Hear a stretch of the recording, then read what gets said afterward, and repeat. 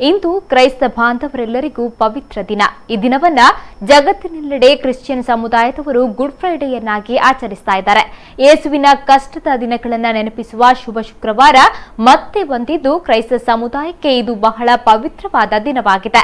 ಮಹಾಪುರುಷ ಯೇಸುವನ್ನ ಶಿಲುಬೆಗೇರಿಸಿದ ದಿನ ಇದಾಗಿದ್ದು, ತನ್ನ ಅಪಾರವಾದ ನೋವು ಹಾಗೂ ಸಾವಿನ ಸಮಯದಲ್ಲೂ ಅದಕ್ಕೆ ಬದ್ಧನಾಗಿ ನಿಂತು ತನ್ನ ಆ ಸ್ಥಿತಿಗೆ ಕಾರಣರಾದವರನ್ನ ಕ್ಷಮಿಸಿ ಶಾಂತಿಯ ದೂತನಾದ ಯೇಸು. ಇಂತಹ ಹಲವಾರು ಉನ್ನತವಾದ ಸಂದೇಶಗಳಿಗೆ ಸಾಕ್ಷಿಯಾದ ಈ ದಿನಕ್ಕೆ ಸಾವು ನೋವು ಮೀರಿದ ಮಾನವೀಯ ಆಯಾಮ ದೊರಕಿತು.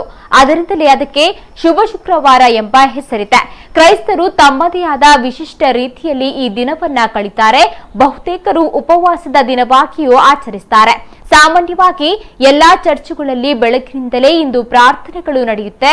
ಮಂಗಳೂರಿನಲ್ಲೂ ಕೂಡ ಹಲವಾರು ಚರ್ಚುಗಳಲ್ಲಿ ಮುಂಜಾನೆಯಿಂದಲೇ ಕ್ರೈಸ್ತ ಬಾಂಧವರೆಲ್ಲರೂ ಪ್ರಾರ್ಥನೆಯಲ್ಲಿ ತೊಡಗಿದ್ದಾರೆ. ಮಂಗಳೂರಿನ ಸೈಂಟ್ ಮಿಲಾಗ್ರೆಸ್ ಚರ್ಚ್ನಲ್ಲಿ ಕ್ರೈಸ್ತರು ಯೇಸುದೇವನಿಗೆ ವಿಶೇಷ ಪ್ರಾರ್ಥನೆ ಸಲ್ಲಿಸಿದ್ದು, ಸಾವಿರಾರು ಸಂಖ್ಯೆಯಲ್ಲಿ ಭಕ್ತರು ಪ್ರಾರ್ಥನೆಯಲ್ಲಿ ಪಾಲ್ಗೊಂಡಿದ್ರು.